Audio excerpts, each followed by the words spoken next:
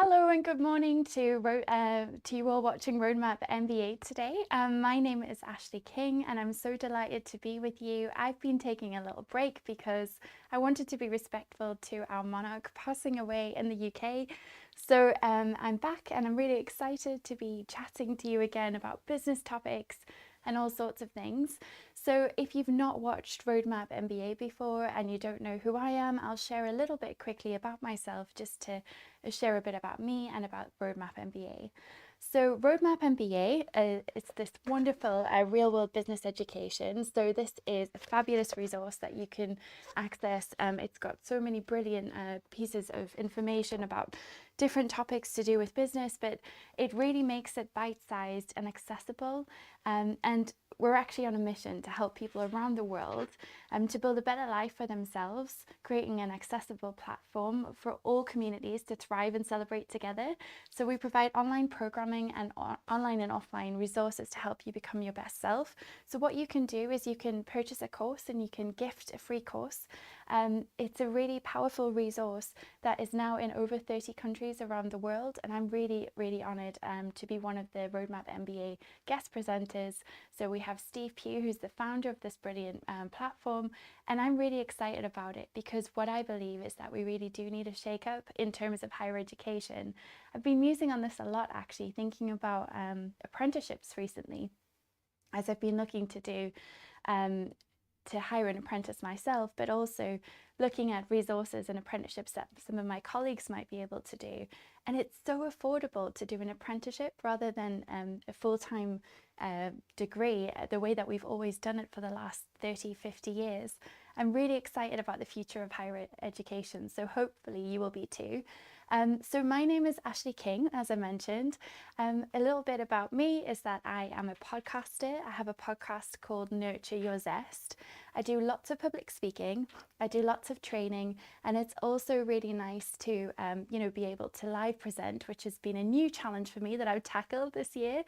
So I was asked by Steve to start doing some presenting in March as a trial, and we really liked it. So I've been doing it for a while, and I've learned so much from the experience of turning up and smiling and presenting live. It's quite scary, but it's given me a whole new skill set, and I think it's important to jump out of your comfort zone. It's also brought lots of new opportunities because, like anything, when you put yourself out there and you try new things, you get to learn new skills, and people see you learning those skills and you get offered other things to test you. So I'm really excited about Roadmap MBA, really excited to be here today, and I'll dive right in. So today I'm going to be talking about something that's really important to me at the moment. It's actually productivity and time management hacks for busy people. So I'm really excited about this topic because right now I've never felt more like I need productivity hacks or time management hacks. So I'm going to share with you my top tips today. Before I share that with you, I want to know if you have any tips, if you have any questions, if you have any thoughts about time management or productivity or being busy, please drop a note in the comments because I can see them and then I can respond to you while you're watching live. If you're watching on replay, you can always leave a comment, and if I can, I'll try and reply back later. So it's really great to see anyone watching. But before I dive into why I think productivity and time management hacks matter, I want to tell you a little bit about what I've been up to recently. So if I think about recently, I've been quite busy. I've been a little bit stressed, if I'm honest, and I think the word stress can be quite triggering for lots of people. We can put it in a negative way. I like to think of stress as fuel, as energy, as a resource that we can use and turn into productivity, turn into action. So what I've been doing a lot recently is building a team. So in this lovely team behind me, oh, quite a pixelated image. We've got some of the team at Flamingo Heights. So if you don't know my story, I have a wonderful podcast studio called Flamingo Heights. It's in the Oosburn of Newcastle upon Tyne. Now, I've only just been there a year, so it's just been our anniversary. It's coming up to our launch party. So we officially opened to the public on the 2nd of November 2021. But between September and the November I had spent so much time with various friends and colleagues working to paint and upcycle and redesign the space so that it went from a boring office to quite a quirky, creative and collaborative space. And one of the things that I've been thinking about recently is, how did I get through so much so quickly? And I think part of that was just a really fun bit about, hyper focus, what you can do when you really love what you do, when you have passion for it. You can channel all of that energy into what you're doing. So what I didn't expect is how quickly the studio is growing. So at the moment, I'm still the sole founder, it's my business, but I work with other creatives as a collective. Now that sounds great, and it means it's a creative, busy hub for all kinds of wonderful minds, and I love it so much. But it does mean that there's a lot of responsibility on my shoulders and reputational risk that I hadn't thought about fully. So things like insurance, things like, if we have interns in, there's certain things that I need to have in place, certain pieces of paperwork that I had never thought about. So it's meant that I've been building a team, but I'm also building processes, structures, procedures. And because of that, I really more than ever need to automate and have systems. And this is a real new learning curve for me.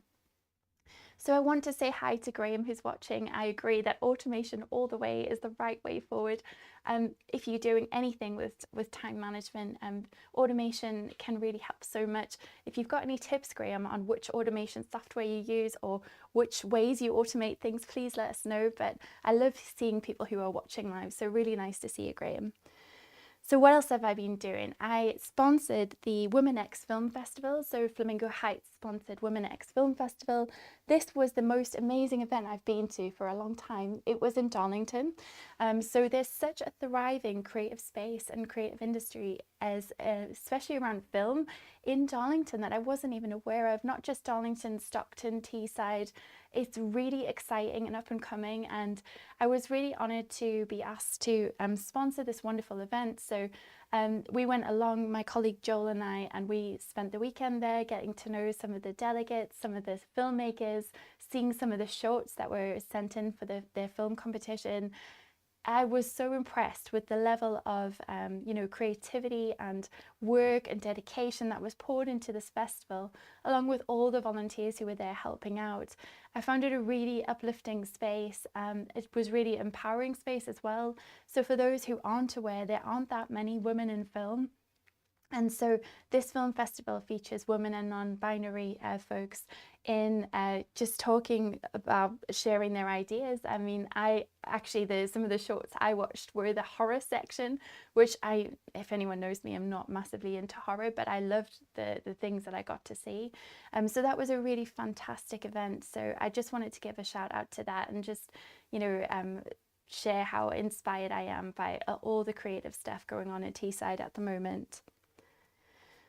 I've also been doing a lot of chatting recently, so as you can probably tell, I like to chat, but we've been making a lot of podcasts again for my own show, which is brilliant because for a long time I wasn't able to make content because I was just too busy, and I'm now back to really prioritizing making content again.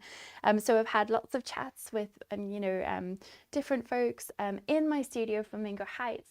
And it made me think about the fact that when I got my studio, when I decided to make that investment, the main reason that I did that was because I wanted to have a space to record in. And I wanted to talk briefly about the importance of goals, because when I look every year, I write a vision map or a vision board of my goals every year. And a few years ago, I had on my vision map with all my drawings and doodles and stickers and everything, it said 2 pink chairs for Nurture Your Zest chats. And although these are not pink chairs in the photos here, there are some other photos, if you look at my Nurture Your Zest videos and things, where you'll see that my main setup is 2 pink chairs side by side and 2 microphones, and we actually film like that. And that was a dream of mine, that was just on my vision board, and I forgot about it. And I found that the other day, and I was thinking, wow, isn't it amazing what you can dream up when you have the courage to?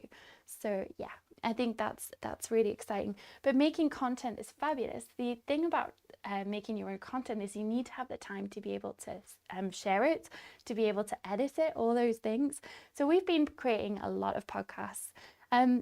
Creating a lot of podcasts has also led me to consider or think about, how accessible my building is. I've been having a few struggles with my landlord on this, because from the outside looking in, if you're someone who doesn't have any accessibility requirements, you might easily think that actually we're fully accessible, everything's fine. But there are things like when you come to my building, there is a access, there's a door to get in, but you have to pull it a certain way. There's a lift to get upstairs, but there's still a ramp or a slight step to get up. There's no push bars or anything like that. So I've really been reflecting on what makes a building accessible. Am I an inclusive space? I've always wanted to be an inclusive space for people from all walks of life. And actually, I've realized recently how non-inclusive I am in terms of my building, and a lot of that's out of my control. So that's been something that I've been working through and trying to look into, if anyone's watching and knows of any funding in the northeast of England that helps spaces be more accessible, please let me know, because I would love to hear about it. But what that led me to find is that actually I can go into people's homes to record podcasts. So I've been doing that now with some of my guests that I really want to hear their stories, but I just can't have them in my space yet. So I recently interviewed Catherine Paler-Bent, who I know Steve Pugh has also interviewed on this fabulous show. And what I really loved was her story about some of the challenges she's gone through, but how much advocacy she does, the activism she does, and also just her creativity. I loved it. And being in someone's home and interviewing them in their home is a different experience. So I know my team and I really enjoyed that. Okay, so I've also been working with clients to produce podcasts, which has been super, super fun, which I love. So, I'm probably trying to space those out a bit, because I'm quite busy at the moment. So when I do a big project of say 6, 12 or 18 episodes for a series, it takes a lot of my time up. So I want to try and do maybe 2 to 4 of these a year. And at the moment I'm on 4 this year, so that's really exciting. But I've been working on a great project called the Cellar Room Sessions, which is created by White Digital, who are a web development company in Darlington. They also do marketing and advertising. And that's been really fun. So just consulting on their idea of starting a podcast, helping them set up this studio, and then working with them on the first 12 episodes. So it's a really great series. It's hosted by Douglas Dinwoody, the managing director of White Digital. And you can find that by searching for the Cellar Room Sessions. I've also been working on a series called Let's Talk About. So I've been the host of that show, and yeah, that's been great, and to host and produce that along with my colleagues at Flamingo Heights. So we've been pretty hectic, as well as all the one-to-one coaching work that I do to help people who have podcast ideas. So I've also been volunteering my time at super cool events. So for instance, this last weekend I was volunteering my time at the Bright Ideas Conference, which was held in Durham, in the northeast of England. And I think it's something I'm going to come into later, the cost of volunteering and the worth of volunteering, and is it a good idea, should you do it? But I had the best time. I spent my Sunday hearing some amazing ideas and stories, and I think for me, I love being around that creativity, but also I think who you surround yourself with is really important, and being with like-minded thinkers and other folks on a weekend where we heard stories and ideas from beauty to AI to things like engineering and aerospace dynamics, and just so much that I would never even think about. But my favorite talk was by a guy who actually was coding live and creating music tracks at the same time. And from a production point of view, I just thought that was amazing. He also shared how someone's using his code to actually live DJ, and go around the world and live code music. And I just thought that was incredible. So yeah, I've been doing a lot of volunteering, and also public speaking and training and so much training. I've been all over doing stuff, mainly around podcasting. And I think that's important, to have a niche, to have a focus, because what I've found is since I've started to talk about podcasting, I mainly get asked about podcasting. So actually it's taking me in the direction of travel that I really want to go. So I had the opportunity to speak recently at the Inspiring Females Conference, which was held by the Northeast Chamber of Commerce. It was a really incredible event, and I was so honoured to be invited to share a workshop on podcasting tips and tricks. And I just thought it was so cool to be with some really inspiring women at this event. And I really loved their stories. So we had Roisin Curry from Greggs, who's the CEO of Greggs, who was sharing some of her ideas around, some of the challenges that they're having as a retail and hospitality, business. And I found it so interesting to see their direction of travel, where they're going, but also her leadership journey. One of the things she spoke about is how you need to say yes to opportunities, even if they scare you. And that really excited me. I also liked that John McCabe, who is the Northeast Chamber of Commerce lead, had the time to come along and be there and, make a really interesting speech that day about women and statistics around women and how the chamber is actually hoping to support women in the future. I thought that was really powerful. It's really important that we have male allies who stand up for us, and set an example at a very senior leadership level. So those are all my reflections on what I've been up to. But the reason why I wanted to share that is because, as I said, today I'm talking about productivity and time management hacks for busy people. And honestly, I've just been so busy. I've been really struggling at times. So what happened for me is, this previous time I was at the Northeast Chamber of Commerce. I was speaking. I had a wonderful day. It was a really great event. And then the next day I was delivering a podcast training session in Morpeth. And that same evening the Queen had passed away. And in the UK it was hard to know how to respond, because there was this, I don't know how to explain it. It was like a massive outpouring of grief from a lot of people, a collective grief. And I moved to the UK from South Africa. I'm quite well versed on apartheid and, all of the contentions around the Commonwealth and so many different things that I've researched and looked into. So I could understand that there were different viewpoints about different things. But what I found really hard was all of the noise of all of the social media, all of the notifications. And so I took some time away from social media during that time when many people in the UK were mourning. It was a 10-day official mourning period. And actually, I'm really grateful I took that time away.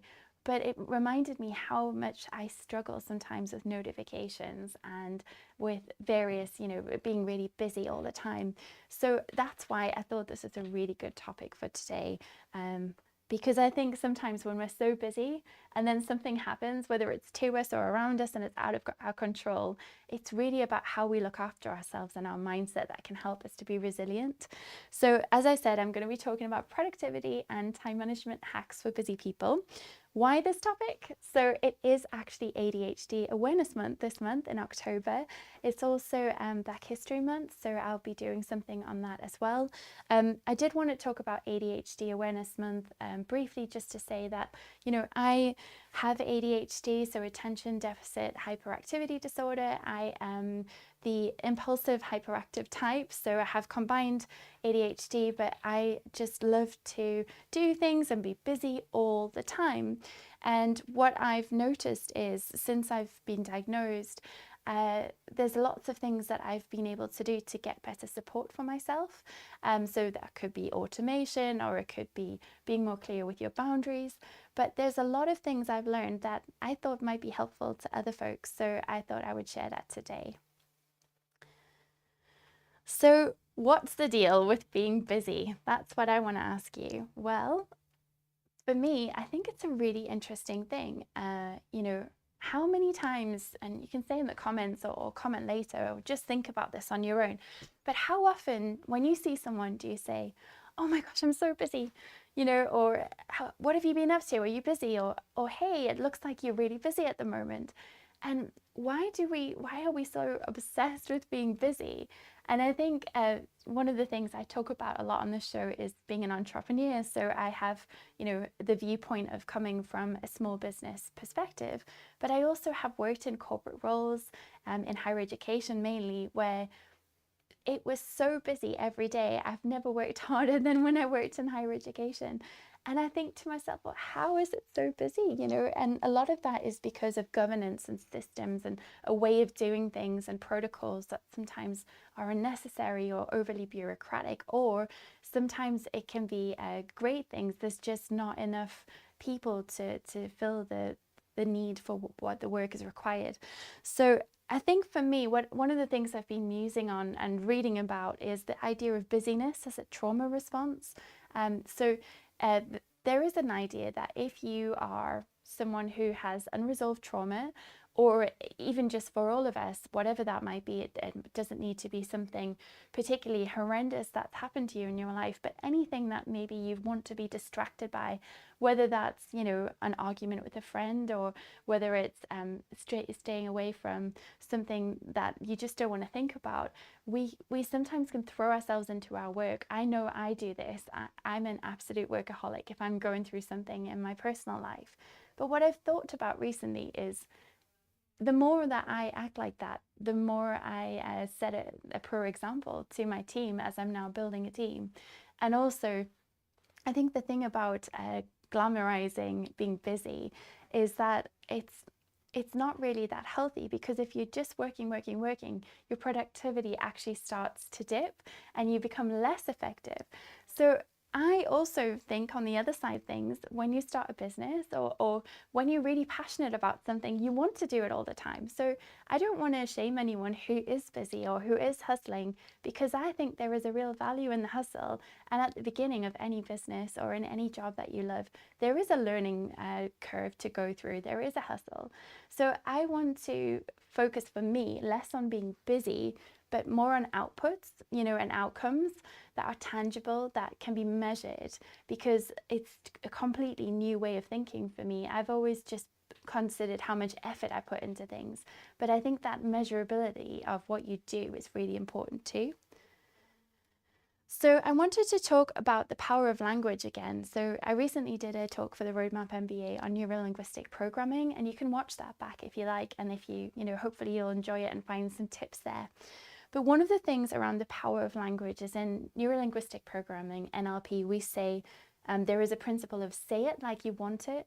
So if we're saying, oh, I'm so tired, I'm exhausted, I'm busy, and we're not mindful of how we say those things, we can actually keep telling our body, I'm so exhausted, I'm so tired, and we start to become ill and we start to become tired.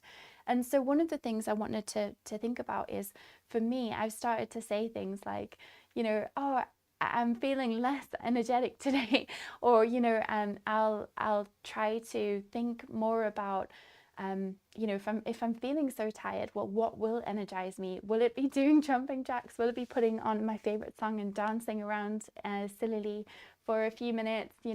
But our language is so important. So some of the things which we've discussed before, but we're all at cause versus effect. Everything in your life you have created, which can be very difficult to understand as a concept at first. It was for me. But the idea that there are external factors that are going to be going on around you. It could be that your boss wasn't very nice to you today. It could be that you've got people just dumping work on your desk. But what we can do is we can control our own circle of influence and our own sphere of control. So that's the wonderful I've got Stephen Covey, sorry, 7 Habits of Highly Successful People.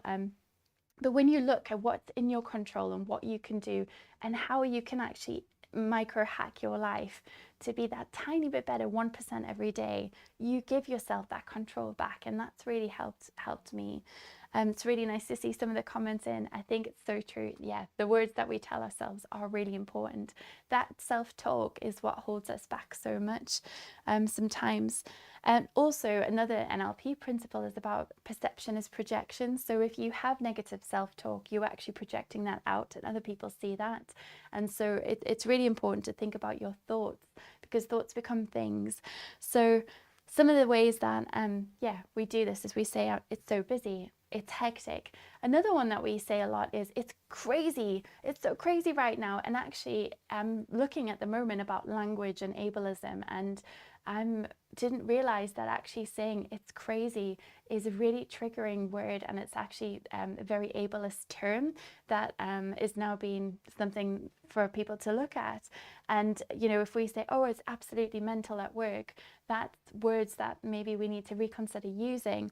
So so thinking about that is important too. Sometimes we say, oh, I'm so busy, but I don't have time for lunch today.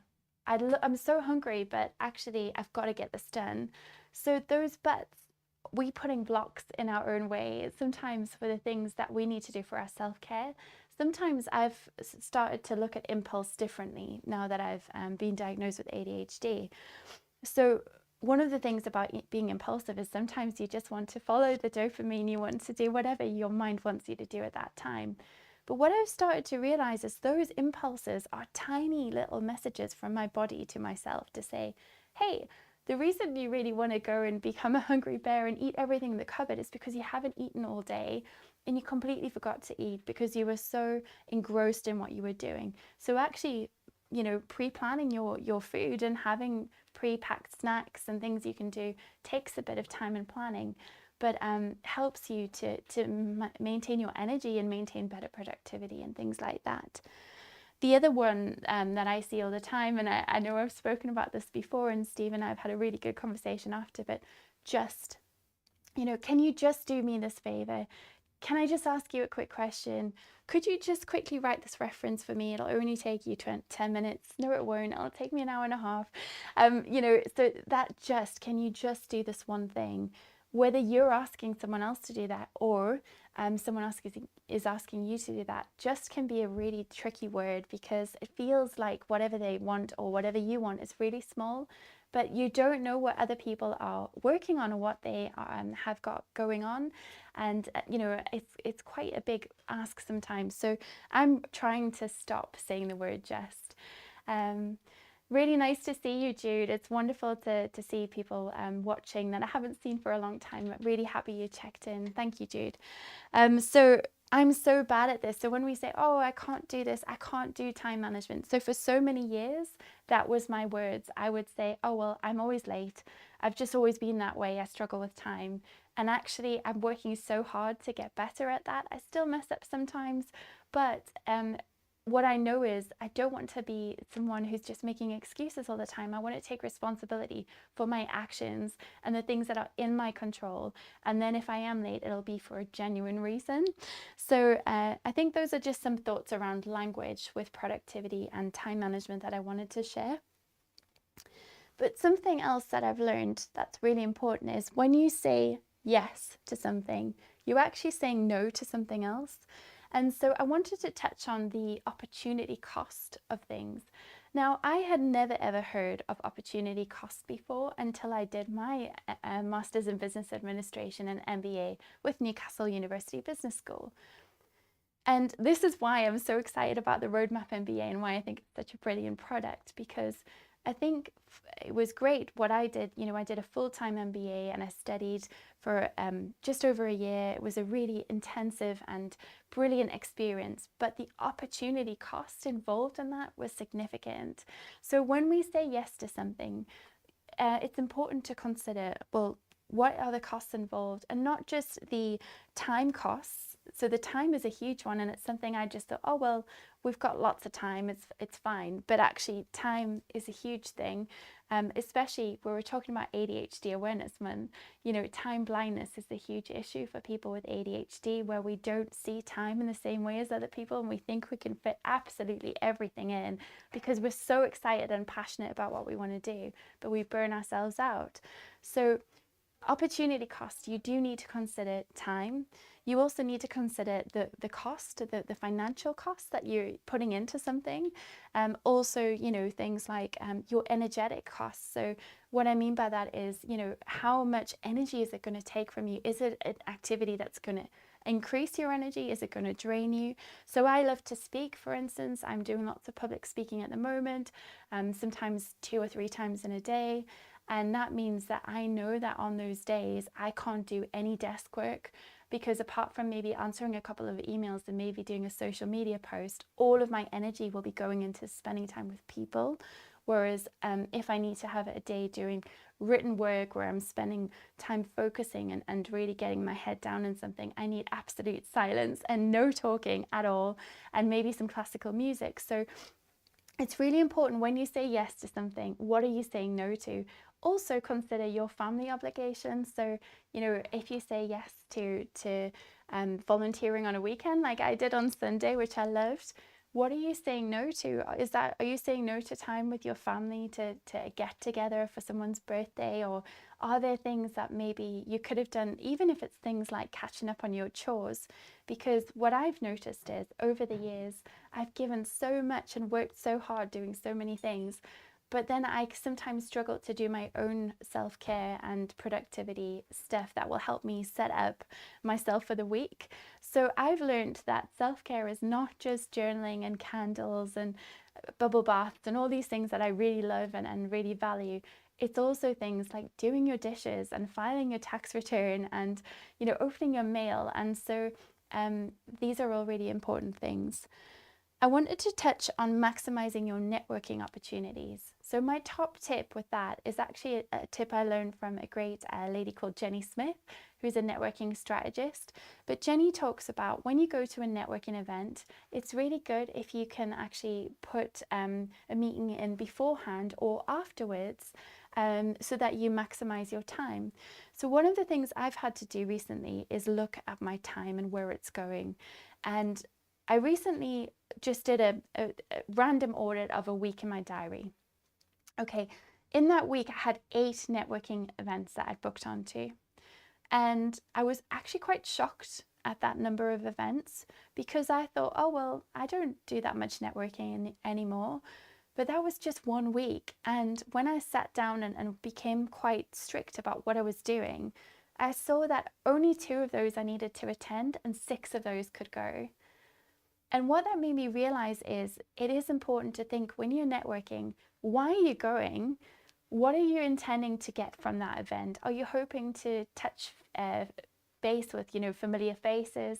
You know, relationship building and network and marketing is really powerful. So is that what you're going for? Are you hoping to meet a certain amount of leads? Are you hoping to tell people about a particular product you've got or service coming up, or something you want to raise their attention of? Are you really taking into account all of the costs? So for instance, if I bought myself a cocktail at every networking event I went to and it was £10, for instance, that could be £80 in a week that I would spend just on cocktails. And that's just one drink. For instance, if I get a taxi to that networking event, that might be £5 to £7 in an Uber, and in an isolated purchase, it doesn't seem that much. But again, if you're getting a taxi there and back, that could be £14. So already you might have spent, you know, £24 just on a drink and some taxis, or petrol or parking fees or things like this. So actually, Jenny's got a really good point about getting all of those networking things together and trying to do one back to back. For instance, if they're both in the same area within an hour, and you can go from one event to another. I did this recently. I went to do some networking in Teesside for the Women X Festival, as I shared earlier, and I actually built a whole itinerary around that Women X Festival, where Joel, my colleague, and I went and we did some filming in Durham. We did a whole day of different activities to maximize our potential of meeting people while we were in the area. So I think it's really important to think about where you are spending your time are the networking events you're going to worthwhile? And sometimes it's okay to actually leave groups that you're already in, because what will happen is sometimes you need to go to another level, or you need something else, something different. So I've started to think about all the things I'm paying into. I recently joined the Chamber of Commerce, and I am absolutely loving it, and that has meant that I've been able to actually cancel a lot of other networking activity, because the leads and the business contacts and the connections and the profile raising of the chamber for me has been much more valuable than some of the other activities I've been involved in previously. If you have a top networking tip, or if you have an event that you love to go to, please drop it in the comments. I always love to hear other people's perspectives. So I wanted to talk about the real costs and value of free work. So I am someone who for years has volunteered, has spoken for free. I've joined charities, I've joined boards, you know, I've given a day here, a half an hour there, you know, done free speaking engagements. And I wanted to really think about that for a moment. So I've always thought that if you volunteer for something, it's just a day. So what's the issue with that? It's just a day out of your week, and that's fine. But actually, as I mentioned, you know, you've got to think about the costs to get to wherever you're going, the time that you need to be prepared or go to bed early or make sure that you're up so you're ready for that space. You need to read the briefing notes. So I know this very well from boards and charities, and I'm sure anyone who's been in that position as a trustee will know the time that goes into reading board papers takes a really long time. So there is a cost in terms of time that goes into these things. At the same time, I wanted to talk about the value of free work, because someone said to me the other day, oh, well, you know, will you come and speak at this event? We'd love to have you. We'd love to, you know, we know you'll inspire lots of young women, and we think you'd be great for this. But it was a non-paid opportunity, and I actually made the decision to turn that down. Now, that might seem kind of ruthless, especially if I've said that I'm volunteering a lot or I've got a big history of volunteering. But I don't need any more exposure at the moment. And for those who've ever been in the creative industries or things like that, we know that exposure doesn't pay the rent. I love to give back. I love to give back to my community. But what I've learned is that actually I've had a bit of a value shift from giving and giving all the time. And giving is actually something that people with ADHD do often. We give and we give and we give because we want people to like us and because we love helping. But the thing is, that means that we can sometimes feel exhausted and overwhelmed. It's also a very common issue for women as well. And what I've learned is that actually, when I'm giving and giving and giving, I have no energy or space for myself. So I said no to this opportunity recently where I was being asked to, you know, go and inspire young women in schools. Because if I go and do that for free, it's not just the hour talk that they want you to do, it's the getting to the event. It's also things like the transport to get to that event, especially if it's out of the way of where you would normally go. And one of the things I've started to notice is when I'm speaking at events now, there's always an hour and an hour after buffer where people want to talk to you. So actually that could be a whole day before you've even done any work. And so when you are trying to grow something and build something as a small business, your time is so precious. And so what I've really thought about that is I can give more if I build my platform. You know, I'm already working with young women all the time, mentoring them one-to-one, you know, giving time back in other ways. And I know that the more I spend my time efficiently, the more stories I can share with the world, which will inspire other women in other ways. So I think there's something to think about for anyone watching or listening who maybe is doing a lot of volunteering or would like to do volunteering. It is so valuable. You get to meet the most amazing connections. I still meet people all the time now who I've worked with maybe years ago, and we still, you know, have a lot that we could do together and share together. And I still do volunteer my time. But what I do now, and this might be helpful for anyone listening too, is if I'm asked to speak at an event for free, what I'll always do is say, well, could you do a social media post about it? You know, could I have some free advertising in return? I try to have some kind of exchange so it's not just free.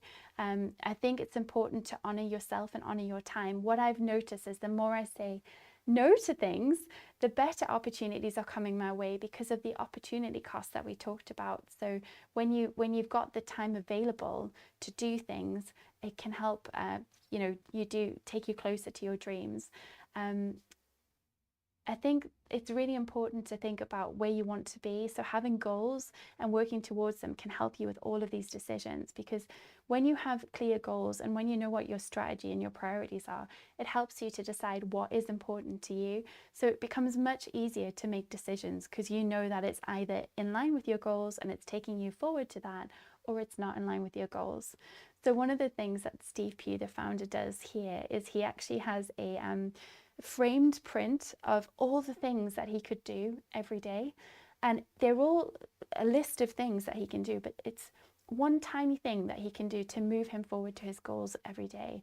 So that could be to reach out to a new LinkedIn contact, it could be to write a blog, but he has a list that he can work through. He could do lots in one day, or he could do a couple. But having something that actually takes you towards your goals is really important. For me as a visual learner, and one of my biggest productivity hacks is to actually have all of my goals on my wall, and having calendars that I can scribble on and get really tactile with. I wanted to talk about how to tackle a noisy mailbox and your notifications. So I found that as my personal profile is growing, because I have my own podcast and I'm doing public speaking and I'm doing training and I'm doing all these things, I have struggled to keep up with my mailbox. I've struggled to keep up with everything that is coming in, the amazing opportunities coming in. I've also struggled to keep up with all of the notifications on LinkedIn, for instance, or other social platforms. So if you have any tips on that, please let us know. But I did want to say that some of the things that I'm doing that are helping me are actually deleting notifications. So if you go into Facebook or LinkedIn, or even in your messages inbox, there is an opportunity to either delete the notification or to mute certain notifications, but you can also archive chats. So I find it quite hard to know if I've read something and then haven't responded to someone. And I do this often and I never mean to, but it's just, if you're getting, hundreds of messages every day, you don't always see them. So what I do is I actually archive a conversation once I'm done with it. So it clears out of my LinkedIn mailbox, for instance, and then I know that whatever's there is just what I haven't answered yet. We've had some tips actually about having your phone on silent. So having your phone on silent is a great tip. I put my phone in do not disturb at certain parts of the day. I also mute my notifications as well. I think it's important to think about, one of the things I've been musing on is when we react so quickly and we send an email and we say, I need this now, I've got to have this now, and we might send that to a client, or we on the receiving end from a client. But sometimes things might change, in half an hour or in a couple of minutes. So actually, what I do is I only check my emails in the morning and the afternoon, and in the evening. So I've got set intervals at different parts of the day when I check my emails, and then I have time set aside to do other work. At the moment, if it's a sales email, I'll either reply, because I like to reply if I can, and say, look, I'm not interested, or I'll unsubscribe, or I'll delete it. But I try to minimize what's coming into my mailbox. So I'm a big fan of the unsubscribe button. If you look at all of your mailing lists, if you check your what's coming in when, what brilliant newsletters you're on, some of them are great, but some of them might just be feeling like, why am I getting this message? If you have things that you feel yucky about, just unsubscribe, or put them in a rule set to go to a folder so that you only check that when you have time to check those newsletters, and then it doesn't take you away from tasks that you should be on track with. Jude shared that you should check your email 3 times a day and schedule the time. I'm glad that you do that. I do the same. It really helps me. And what I also do is set an out of office to say, look, I only check my emails at these times, or if you're a client, drop me a text if it's something urgent and I'll call you right away. But one of the things I've noticed is when we're out filming and doing other things, you know, we don't have time to be glued to our emails. I think using your mailbox, your emails, as your to-do list is actually quite a damaging thing to do. So if, for instance, I used to do this, I used to turn up to work, whether for working for myself or for another business, and I would look at my mailbox as my list of things to do for the day, you know, what, depending on who was chasing what was coming in. But actually, when you just look at your emails all day, you can be very busy just doing emails, and it doesn't give you the time to do the planning or the strategy that sometimes is so important. It's also about boundaries. So, you know, it might be that you need to say to people, look, I check my emails at and social hours, but I don't expect a reply. Or drafting emails, I do that a lot. I draft emails to schedule to go out at a later time, at a more socially acceptable time, like 8 a.m. rather than 3 a.m. when I'm most productive. So those are just some of my tips. I also use a lot of categories. I use things like color coding in my mailbox to keep it simple. But one of the things I've learned that's so valuable is the archive button. You know, I tend to use folders less now because unless it's a rule like newsletters to go to a folder, I find being able to just archive something and then search for it when I need it is great. So the last thing I wanted to share before I wrap up today is why you should work with your body clock. Rather than against it. So as I just mentioned, you know, my most productive time is 3 a.m., which sounds wild to some people, I'm sure, but that is when my brain wakes up and it goes, ping, I need to do this. And I find even if I'm just lying in bed with my eyes closed, I will get so many brilliant ideas, or things that I've been stuck with for weeks will just pop up in my head and I'll have the answer. And in the past, and sometimes I still do if I'm feeling stressed, I might play games on my iPad, or I might watch some Netflix or watch silly videos on Facebook or YouTube. But what I've started to do is get up and get my journal out and just write all the things that I'm worried about, or just a mind, map of everything that's in my mind. Some people call it a thought dump. So you would just write as many pages as you want about everything you need to do, and then what you can do with that information. And I've found that since I've started doing that, it's really been a huge help, because once it's on paper, then there's a step that you can do with that, and it just takes all that pressure away from you having to carry and hold that information. I think another thing about working with your body rather than against it is, if you know, for instance, I never have breakfast because I fast, and that's not, something that I ever really was aware of. I just naturally do it. So I've started to just follow my body and just eat intuitively when I'm hungry. But actually, by listening to my body rather than forcing it to have breakfast, I don't feel tired after breakfast or snacking the rest of the day. And then when I do eat, I really value what I'm eating. And I think it's important to look and work with your body and see what you are, what are the things you're struggling with? What are the things that you could do better? And those tiny micro improvements can help.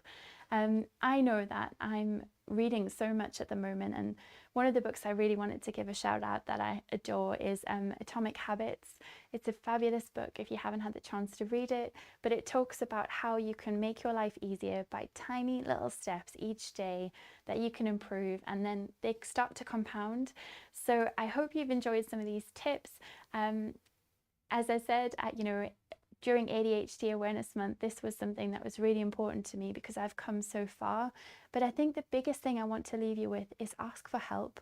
Sometimes it's not about, what you need to do, but it's what you can delegate. It's what you can ask for help with and what you can get support with. And whether you are in an organization or working for yourself, there are communities around you. So whether that might be joining a Facebook group that has a special interest like yours, it could be about dinosaurs, it could be about festivals, it could be whatever your interest is. But do things that you love and that you're passionate about, and surround yourself with people who have different skills to you, because you never know when you might be able to work together on something, and that disruption, those different skills can really create some amazing opportunities for innovation. So that's my thoughts today. Thank you so much for anyone listening, and I'll catch you next time.